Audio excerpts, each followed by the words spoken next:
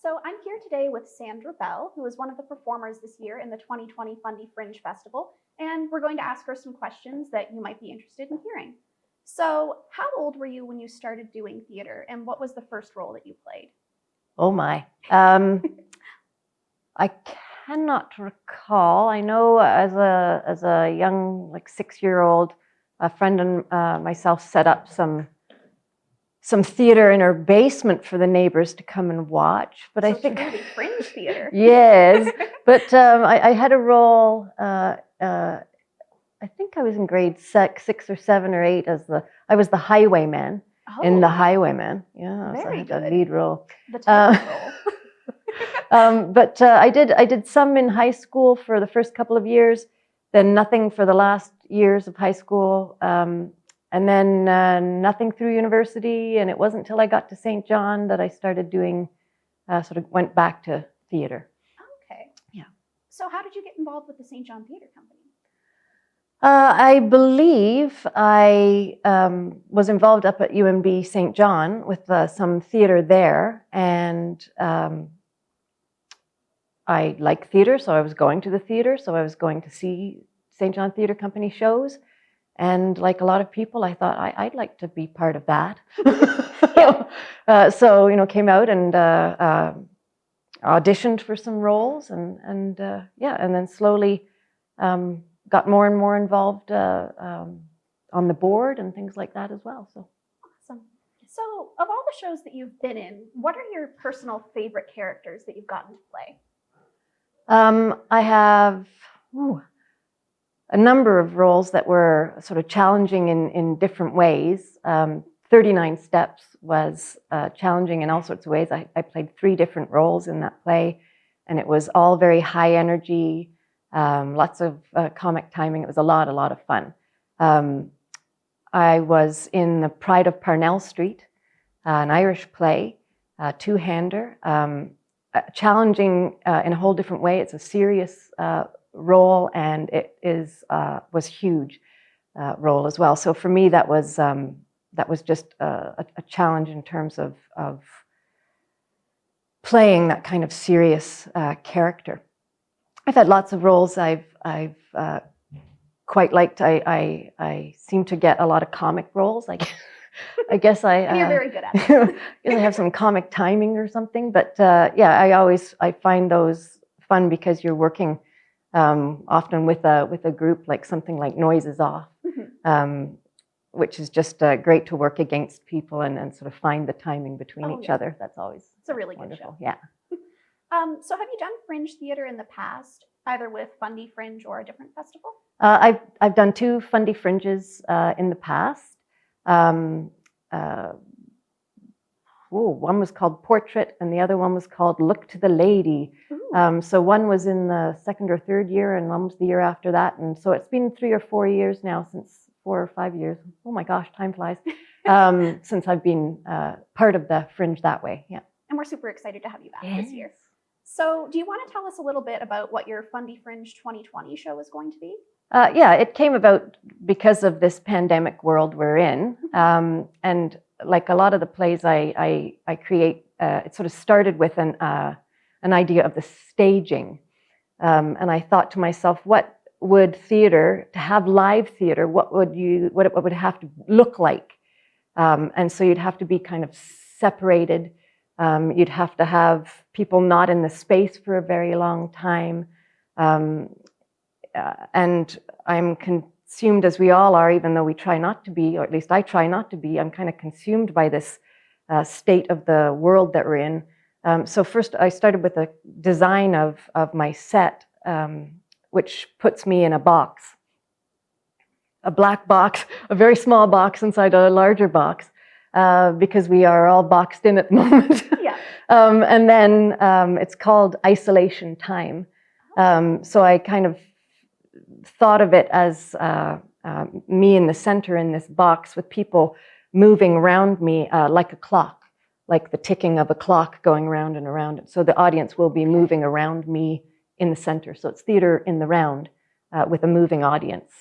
So I'll have a very limited audience, which is important, limited contact. Nobody's going to be sitting down. It's just standing for the time it takes to, that's sort of 12 minutes or so, 13 minutes it takes to get in and get out of the show. Very cool. Yeah. So has your life in general been really impacted by COVID-19? Like, a lot of people have taken quarantine and things like that as an opportunity to flourish creatively and do a lot of producing or writing. So have you done anything similar to that you're proud of?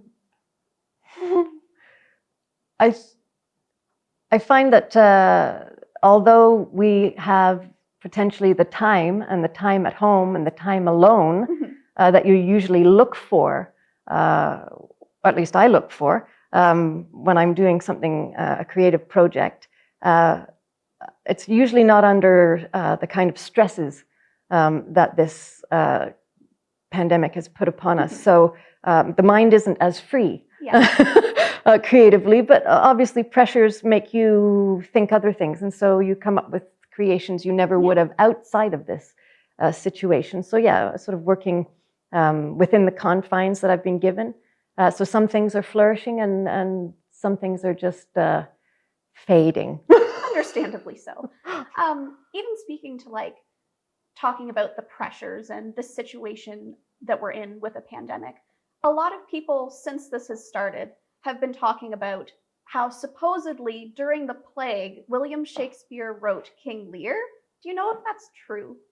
It was being written at the time, so I mean, he wrote a couple of plays a year or so, and there were a variety of different kinds of and different levels of plague going on during his lifetime. So I don't see why it wouldn't be true. It's interesting to look back at different literary characters over the past few centuries and see what they were writing about different plague times. I'm thinking of Samuel Pepys's diary as well. Just lots of, we feel like it's new for us, but it's obviously not new to the world. So, and they got through it. So hopefully we will. We can't all write King Lear, but we no, can do what we can during the pandemic. So last year for Loyalist City Shakespeare, you directed Much Ado About Nothing, which is one of my personal favorite Shakespeare shows. So in a post-COVID-19 world, if you were to do another show directing with Loyalist City Shakespeare, which play would you choose and how would you lay it out? Interesting.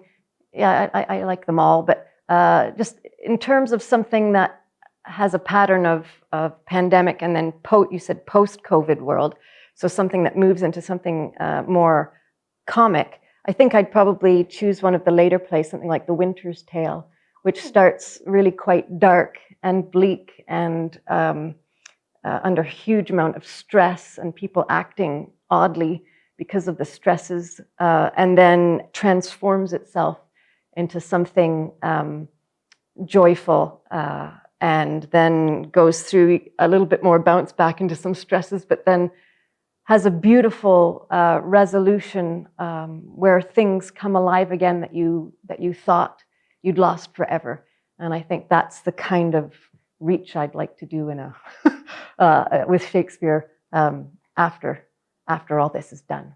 I think that would be wonderful. So just to kind of conclude, what role do you think that Fringe productions play in the theater community as a whole? An essential role.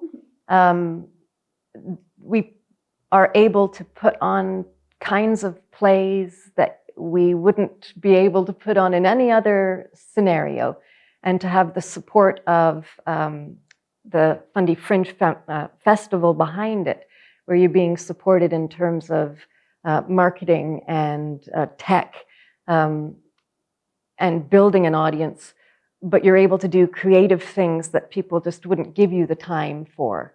And here it's all of a sudden legitimate to do these crazy things. So that's what we do here. That's part of the wonderfulness of the Fringe. Yeah. Awesome. Is there anything else that you might like to say about your show or Fringe in general before we wrap up? No, except that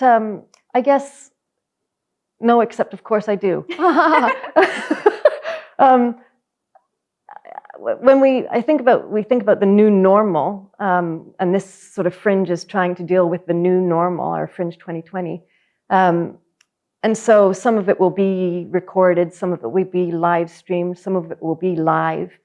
And I think if we're thinking about this as a kind of long-term project that we're in, we do have to figure out ways that we can continue, that we can get out there in the world and do the things we love to do and go to the theater we want to see in a safe way, in an aware way.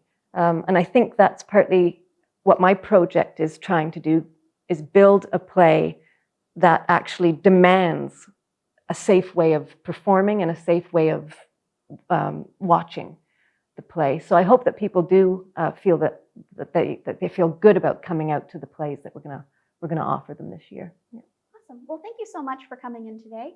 This has been an interview with Sandra Bell, who's going to be one of our artists this year in the Fundy Fringe Festival 2020. We really hope that you'll come out and see her show and support all of the other artists as well.